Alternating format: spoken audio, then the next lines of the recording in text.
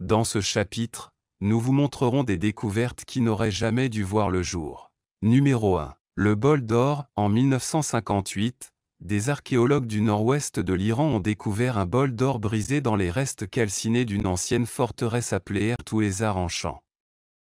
Cette forteresse de l'âge du fer se trouvait à proximité de l'actuel Panar. Le bol avait plus de 3000 ans et appartenait aux domaines royaux d'Urartu, un royaume arménien de l'âge du fer. Le bol était décoré d'images de guerriers, de chars et de personnages mythologiques en or massif. Bien que très précieux à l'époque, il a été retrouvé endommagé parmi les ruines de Ert. Les experts estiment que vers 800 avant JC, Ert fut attaqué par des ennemis qui envahirent la citadelle pendant le chaos de l'invasion. 3 soldats ont tenté de s'emparer du bol d'or, mais ont été piégés sous les décombres alors que la citadelle a été détruite par un incendie. Ses mains tendues tenaient les restes brisés du bol. Ces soldats n'étaient pas des héros, mais des pilleurs qui risquaient leur vie pour obtenir un gain matériel et perdaient leur vie et leurs trésors. Ce bol brisé rappelle les dangers du pillage et de la cupidité en temps de guerre, et combien cela entraîne souvent d'importantes pertes humaines et matérielles. Numéro 2. Panda dans le tombeau. Après la mort d'un empereur ayant vécu il y a 2200 ans, les restes d'un panda géant ont été découverts près de son refuge. À cette époque, les scientifiques ne soupçonnaient même pas que ces animaux auraient pu vivre en Chine sous le règne de l'empereur. De nombreuses autres créatures ont également été trouvées à proximité de la tombe, depuis de puissants tigres jusqu'à des paons et des singes. Malheureusement, nombre d'entre eux sont désormais menacés. Numéro 3. Égypte, un cimetière insolite dans la cité antique au bord du Nil. L'Égypte est en train de réécrire l'histoire. Les archéologues égyptiens ont découvert quelque chose d'absolument étonnant dans l'ancienne ville située sur les rives du Nil, qui était le centre culturel de l'Égypte avant les pyramides.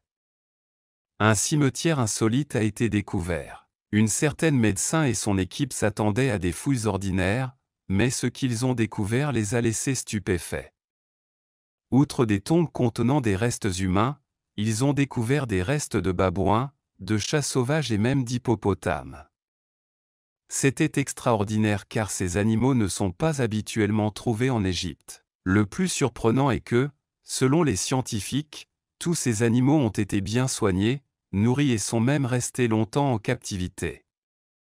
Ces créatures étaient des symboles de pouvoir et une démonstration de richesse et de contrôle sur la faune. C'est l'une des découvertes les plus surprenantes d'Égypte. Numéro 4. Cléopâtre, le dernier souverain de l'Égypte ancienne, est souvent décrite comme une reine égyptienne captivante, mais sa lignée a des racines grecques macédoniennes, la reliant à Ptolémée, un général dans les rangs d'Alexandre le Grand. Bien que son ascendance ne soit pas égyptienne, Cléopâtre se distingue par son adhésion à la culture égyptienne, allant même jusqu'à l'apprentissage de la langue. Sa capacité à fusionner son héritage grec avec les traditions égyptiennes ajoute de la complexité à sa figure historique, soulignant la façon dont il a traversé les frontières culturelles. Cléopâtre devient ainsi un exemple fascinant d'identité culturelle aux multiples facettes dans l'histoire, laissant une marque indélébile sur le panorama historique. Numéro 5. Nouvel écosystème au fond de l'océan. Avec l'aide d'un robot sous-marin, une équipe de scientifiques du monde entier a découvert un écosystème impressionnant et des cavités volcaniques sous le fond océanique. Parmi ce que nous pensions autrefois ne pas être des eaux claires, sombres et des sources chaudes, les scientifiques ont découvert un monde rendu possible par des vers colorés, des crustacés et même des bactéries qui se nourrissent de minéraux au lieu de la lumière du soleil. Le plus intéressant est que certaines de ces créatures, comme les vers géants Riftia pachyptila, voyagent le long des fonds marins, découvrant de nouveaux recoins de leur habitat sous-marin.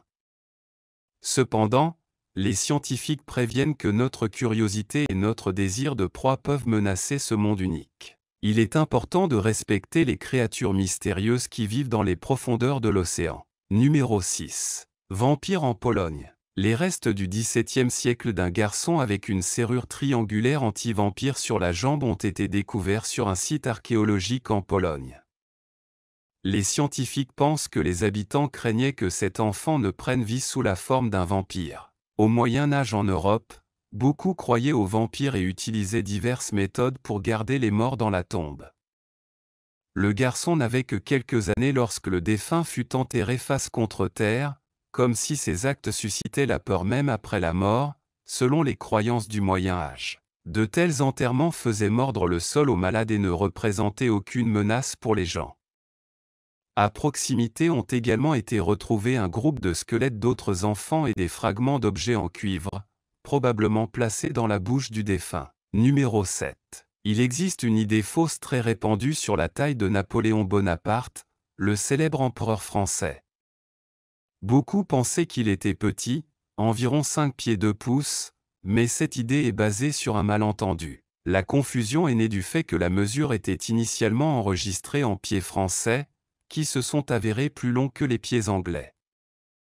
Une fois converti au système anglais, la taille réelle de Napoléon était d'environ 5 pieds 7 pouces, soit en fait au-dessus de la taille moyenne des hommes en France à son époque. Cette interprétation erronée a été encore compliquée par les caricatures britanniques qui exagéraient sa petite taille, perpétuant ainsi l'idée fausse. Cette idée fausse courante sur la taille de Napoléon met en évidence la façon dont les préjugés et les erreurs peuvent s'incruster dans nos récits historiques, soulignant l'importance de remettre en question les croyances populaires et de se plonger dans les récits historiques pour découvrir la vérité derrière des détails apparemment insignifiants. Numéro 8. Salle cachée du Taj Mahal. Le Taj Mahal à Agra, en Inde, est célèbre pour sa belle architecture islamique et son histoire romantique, car il a été construit par l'empereur moghol Shah Jahan au XVe siècle à la mémoire de son épouse Mumtaz Mahal. Les légendes sur les chambres cachées du Taj Mahal et le mystère qui les cache sont des sujets fascinants.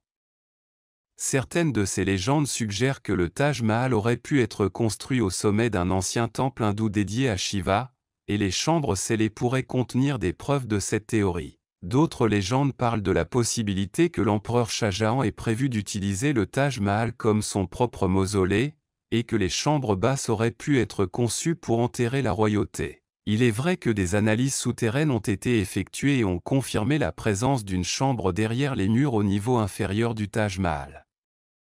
Cependant, en raison du risque d'endommagement du bâtiment historique, ces salles restent fermées au public et leur contenu et leur fonction restent un mystère. Le Taj Mahal est un monument impressionnant avec une histoire riche et de nombreuses histoires et mystères associés. Les légendes et les mystères entourant ce bâtiment emblématique ne font qu'ajouter à son aura d'émerveillement et de respect. Quant aux piliers suspendus du temple Lepakshi, ils constituent un exemple frappant du savoir-faire et des connaissances architecturales des anciens bâtisseurs indiens. L'illusion du pilier flottant dans les airs sans aucun support visible est une réussite étonnante. Ce pilier existe depuis plus de 4 siècles et reste un témoignage de l'ingéniosité et des compétences techniques de ceux qui l'ont conçu et construit. Ces monuments nous rappellent le riche patrimoine architectural et culturel de l'Inde. Numéro 9. Lunettes Canop. Le processus de momification des Égyptiens consistait en l'extraction des principaux organes puis en la réalisation d'un processus de momification séparé. Plus tard, ils ont été conservés dans des conteneurs spéciaux placés à côté de la momie. Nous faisons référence au jar Canop, une constante tout au long de l'histoire de l'Égypte et qui constitue aujourd'hui une précieuse source d'information pour les archéologues. Ils étaient généralement fermés par une dalle plate depuis la découverte du procédé, mais au début du Nouvel Empire, le bouchon prenait la forme de la tête du défunt et de divers animaux. Des siècles plus tard, la tête de ces différents vases protégeait l'orgue qui le renfermait. De plus, il y avait des représentations de différentes divinités. Par exemple, Hapi avait une tête humaine et gardait le foie, un Séti avait un couvercle en forme de tête de babouin et gardait les poumons, Duamutef avec un couvercle en forme de chacal contenait l'estomac. Les récipients étaient protégés dans une tombe par une déesse titulaire telle qu'Isis, Nephti, Selki et Nephti, et devaient être orientés vers l'un des points cardinaux, comme l'exige le rituel. Dans cette ancienne culture, on croyait que s'ils n'étaient pas bien entretenus, les défunts ne ressusciteraient pas dans l'au-delà. Numéro 10. Dans une découverte qui pourrait bouleverser notre compréhension de l'histoire, des scientifiques ont mis au jour ce qu'ils pensent être le tombeau perdu de Gengis Khan, caché depuis des siècles. Le contenu obsédant de la tombe est aussi énigmatique que terrifiant, soulevant plus de questions que de réponses. Quels sont les artefacts obsédants à l'intérieur et comment redéfinissent-ils ce que nous pensions savoir sur le grand conquérant mongol? Préparez-vous à un voyage vers l'inconnu, une révélation si choquante qu'elle a le potentiel de changer l'essence même de la compréhension humaine. Bienvenue dans une exploration qui bouleversera l'histoire et ébranlera nos fondations. Cela change tout. Le tombeau de Gengis Khan est resté une énigme à travers les temps, entouré de mythes et de légendes. Le conquérant mongol célèbre pour avoir fondé l'un des plus grands empires aurait ordonné que son dernier lieu de repos soit caché et que ceux qui ont participé à l'enterrement aient été exécutés pour le garder secret. Les histoires racontent comment Gengis Khan détourna les rivières et relâcha des chevaux sauvages pour cacher sa tombe, ce qui en fit l'un des plus grands secrets historiques. Malgré la tension entre la recherche scientifique et la sensibilité culturelle alimentée par la croyance mongole selon laquelle perturber la tombe entraînerait une calamité, le désir de découvrir l'énigme persiste. Bien que les tentatives précédentes se soient soldées par des déceptions, l'intérêt de résoudre ce mystère reste fort. Les archéologues ont exploré des textes anciens, des images satellites et des schémas de migration pour trouver des indices. L'idée récente selon laquelle les scientifiques pourraient révéler cette énigme historique a été perçue comme audacieuse, remettant en question les barrières de la tradition et de la culture.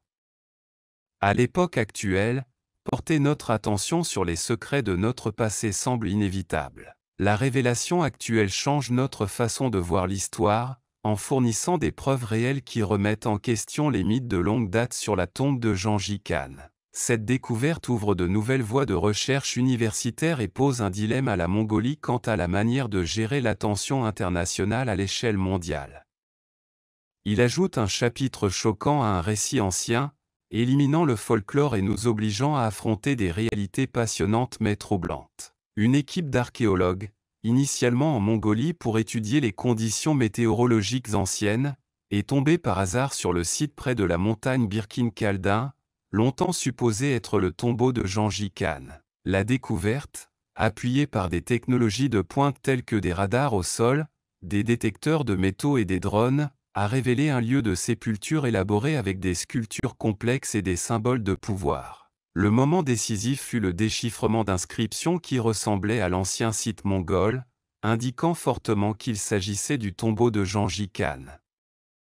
La nouvelle de la découverte a suscité un grand enthousiasme, promettant de changer la recherche historique et de remettre en question les récits établis. Cependant, cette découverte a entraîné des complications. Le gouvernement mongol a été consulté à chaque étape en raison de l'importance monumentale du patrimoine national. Avec la convergence des médias vers le site, des considérations éthiques ont surgi concernant la fouille d'un lieu si lié à la culture et à l'identité mongole. Le travail minutieux s'est poursuivi pendant des semaines avec des scientifiques spécialisés et des observateurs locaux. Des révélations périodiques ont alimenté des discussions allant du domaine académique au domaine existentiel. Au-delà des artefacts et des documents historiques, la découverte a été perçue comme entraînant des résultats inattendus. Des experts en linguistique, en histoire et en anthropologie ont été convoqués, maintenant une approche interdisciplinaire qui n'a jamais perdu de son étonnement. Ils ont tous reconnu qu'ils faisaient partie de quelque chose d'extraordinaire, d'un effort qui réécrivait des chapitres des annales de l'histoire humaine. Alors que les archéologues se préparaient à ouvrir la tombe de Gengis Khan, l'anticipation se mêlait à l'inquiétude. Bien qu'ils aient trouvé au début des objets historiques impressionnants, comme des épées et des armures, ce qu'ils découvrirent ensuite défia toute explication.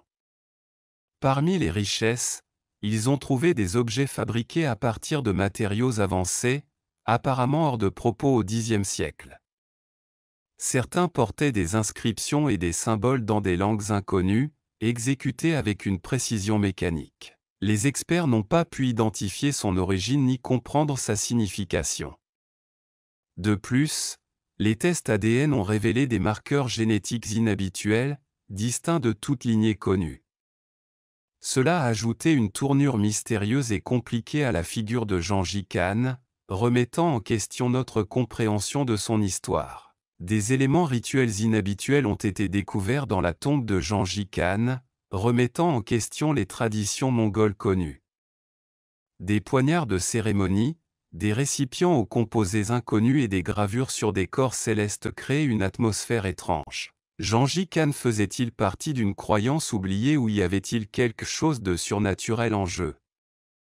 Un parchemin présentait des reliefs inconnus et des pierres translucides aux propriétés intrigantes qui affectaient les appareils électroniques. Ces découvertes ont remis en question la catégorisation scientifique et notre compréhension des connaissances de cette époque. La question clé, Gengis Khan faisait-il partie d'un récit plus complexe que nous le pensions? Les réactions allaient du scepticisme à des spéculations craintives. Certains pensaient qu'il s'agissait d'un canular élaboré, tandis que d'autres envisageaient la possibilité d'un contact extraterrestre. Même si les théories les plus extrêmes ont été écartées, le manque d'explications définitives a laissé tout le monde perplexe. De plus, les données scientifiques remettent en question les fondements de l'archéologie génétique et physique. L'analyse de l'ADN et la datation au radiocarbone ont été utilisées, essentielles à la compréhension de l'histoire. Cependant, les résultats n'ont pas répondu aux attentes, soulevant plus de questions que de réponses. L'ADN des restes squelettiques présentait des marqueurs inhabituels et du matériel génétique inexpliqué. Les tests de datation au radiocarbone ont donné des résultats incohérents, certains éléments étant plus vieux que prévu et d'autres d'un âge impossible en fonction de leur état. Les anomalies se sont poursuivies avec la composition de certains artefacts constitués de matériaux et d'alliages défiant les capacités métallurgiques connues. Des équipes de diverses disciplines ont proposé des théories sans parvenir à des conclusions claires, soulevant des questions sur la physique quantique et d'éventuelles nouvelles lois naturelles. Cela remettait également en question l'image conventionnelle de Gengis Khan, suggérant une histoire plus complexe avec des influences extraterrestres. Au niveau national et international, la Mongolie est devenue le centre du débat sur le patrimoine culturel, l'éthique scientifique et la souveraineté. Les négociations sur la tombe ont généré des tensions historiques et la jeune génération a exprimé des opinions qui ont conduit à des changements culturels et scientifiques. Des organismes tels que l'ONU et l'UNESCO ont discuté du statut du tombeau en tant que patrimoine mondial, abordant les questions éthiques et politiques au niveau mondial. La controverse s'est étendue à l'éthique archéologique, à une éventuelle exploitation culturelle sur le marché international et à la propriété intellectuelle des technologies trouvées dans la tombe. En bref, cette découverte complexe a mis à l'épreuve la rigueur éthique et scientifique, révélant les complexités qui influencent notre compréhension du passé, du présent et du futur.